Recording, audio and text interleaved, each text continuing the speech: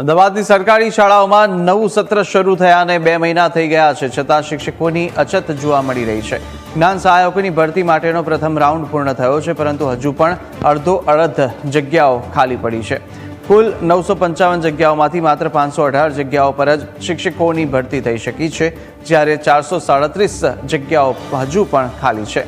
શાળાઓમાં મુખ્યત્વે અંગ્રેજી વિષયમાં 66, સામાજિક વિજ્ઞાનમાં 50 અને ઇકોનોમિક્સમાં 45 જેટલા શિક્ષકો હજુ મળ્યા નથી. હવે આ બાકી રહેલી જગ્યાઓ ભરવા માટે ટૂંક સમયમાં બીજો રાઉન્ડ શરૂ કરવામાં આવશે. તંત્ર દ્વારા એવો પણ નિર્ણય લેવાયો છે કે જો બીજા રાઉન્ડમાં પણ પૂરતા શિક્ષકો નહીં મળે તો ટાટ પાસ ન હોય તેવા ઉમેદવારોને ભરતીમાં પ્રાધાન્ય આપવામાં આવશે. અમદાવાદમાં 437 જ્ઞાન સહાયકોની જગ્યાઓ ખાલી છે. પ્રથમ રાઉન્ડમાં માત્ર 518 શિક્ષકો મળ્યા છે. અમદાવાદ શહેરમાં 955 જેટલી જગ્યાઓ ખાલી હતી. વધુમાં આપણે ખાસ કહેવાનું થાય કે જ્યારે જગ્યાઓ ખાલી હતી એ પહેલાં જે જ્ઞાન સહાયક ચાલુ હતા, એટલે એમને જે તે જગ્યાઓ ઉપર એમને જ્ઞાન સહાયકની કામગીરી કરી છે. એટલે એવું નથી કે કોઈ પણ જગ્યાએ શિક્ષણ કાર્ય બગડવાનો પ્રયત્ન થયો હોય. શિક્ષણ કાર્ય ચાલુ જ રહ્યું છે. 955 જેટલી જગ્યાઓ ખાલી જગ્યાઓમાં અત્યારે માત્ર 437 જેટલી જગ્યાઓ ખાલી રહી છે.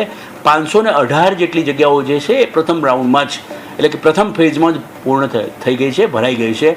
એટલે બાકીની જે ખાલી જગ્યાઓ છે એમાં જે છે એમાં ક્યાંક મીડિયમના પણ પ્રશ્નો છે.